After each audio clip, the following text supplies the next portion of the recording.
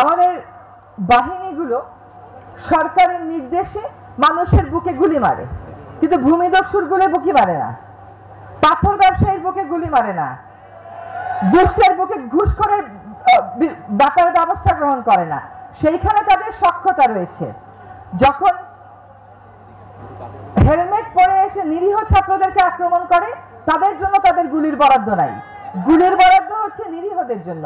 আমি বলছি না গুলি করতে হবে, আমি বলছি যাদেরকে আইনি ব্যবস্থার মুখোমুখি করতে হবে, যারা আসলে আইন শৃঙ্খলার জন্য হুমকি, যারা আসলে শান্তি সৃষ্টির জন্য হুমকি, যারা নানান অজুহাতে আমি আর তুমি মনস্তত্ত্বে ঢুকিয়ে দিয়েছে, তাদের ব্যাপারে কিন্তু আমাদের সমাজে কখনোই প্রতিরোধের ব্যবস্থা গড়ে ওঠে নাই।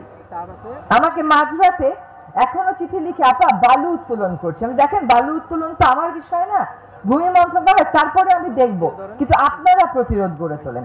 ঠিকই দেখা গেল যে জায়গায় প্রতিরোধ গড়ে উঠেছে বালুদস্যুরা সেই জায়গায় আর দ্বিতীয়বার যায় না। কিন্তু এই প্রতিরোধ গড়া মানুষগুলো যখন এখন আবার আইন শৃঙ্খলা বাহিনীর কাছে যায়, তারা কিন্তু তাদেরকে প্রশ্রয় দেয় না, তাদেরকে প্রোটেকশন না দিয়ে ওই দস্যুদেরকেই প্রোটেকশন দেয়। এখানে গুলি ছড়াছড়ির বিষয় না, বিষয়টা হচ্ছে আইনি প্রক্রিয়াটাকে যখন আমরা ঠিক করে আনবো, যে চেষ্টা আমরা দিনরাত করে যাচ্ছি, বা যেটা বললাম এখান থেকে ওইখানে উত্তরণ একটা যাত্রা, এটাতে সময় লাগবে। এবার আমি শাহরিয়ারের ব্যাপার, শাহরিয়ার যে কথাগুলো বলেছে সেটা নিয়ে একটু কথা বলি। আমার একটা কথা মনে হয় যে আবু সাইদের বোন কাঁদছিল না, আমার ভাইকে চাকরি দিবি না দিস না, ওদের রংপুরের ভাষায়, ওর গায়ে গুলিটা কেন মারতে সরকার বলল? তো আমাদেরও তো একই অবস্থা, অনেক কিছু দিতে পারেন বা না পারেন সেটা অন্য ব্যাপার, কিন্তু গুলিটা মারবেন কেন? এই প্রাণগুলো তো আর ফিরে আসবে না। এবং আপনাদের তো তাও অনেক সান্ত্বনা আছে যে একটা বিচার প্রক্রিয়া চলছে, বিচার হবে ইনশাআল্লাহ, কিন্তু অনেক মানুষ যে নিখোঁজ হয়ে গেছে, জীবনে আর কোনোদিন ফেরত আসেনি, স্ত্রী জানে না সে বিধবা কিনা, সন্তান জানে না তার সে এতিম কিনা। সেখানে একজন মানুষ চেকে সই করে টাকা তুলবে, সেই মহিলা টাকা তুলতে পারে না, কারণ তার তো বিধবার সার্টিফিকেট নাই, তার তো ওই যে আদালত থেকে ওইটা আসবে ওই জিনিসটা নাই যে তার পরিবারের সদস্য আসলে মারা গেছেন বা বেঁচে আছেন। এইটাই তো একটা রাষ্ট্র ব্যবস্থা যে এত বছর যাবৎ ছিল। এইখান থেকে যখন উত্তোলন হতে হবে, খালি সময় হলে হবে না বাবা, ধৈর্য লাগবে, ধৈর্য। আরেকটা বড় কথা হচ্ছে যে নিজেকে নিজের ভূমিকাও পালন করতে হবে। আরেকটা হচ্ছে আত্মত্যাগের জন্য প্রস্তুত থাকতে হবে।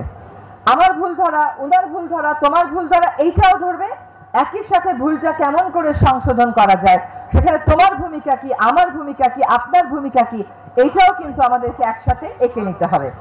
বিচার তো আমরা চাই, নিশ্চয়ই আসিফ ভাই বলবেন, বিচার কেবল কাউকে ফাঁসি দেওয়া তা না, কিন্তু যদি আবু সাইদের প্রতি, মুগ্ধর প্রতি, ইয়ামিনের প্রতি, আরো অনেক শহীদের প্রতি বিচার করতে হয়, বিচার করতে হবে সমাজটাকে সত্যিকার অর্থে বদলে দিয়ে।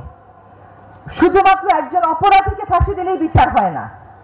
যদি সত্যিকার অর্থে বিচার চাই, তাহলে আমাদের বৈষম্যহীন সমাজ গড়তে হবে, তাহলে আমাদের ন্যায় এবং সমতা ভিত্তিক সমাজ গড়তে হবে, দুর্নীতি বিরোধী সমাজ গড়তে হবে, সুশাসনের সমাজ গড়তে হবে। এই প্রক্রিয়াতে কিন্তু আমরা সকলে অংশীদার, আমাদেরকে অংশীদার হতে হবে।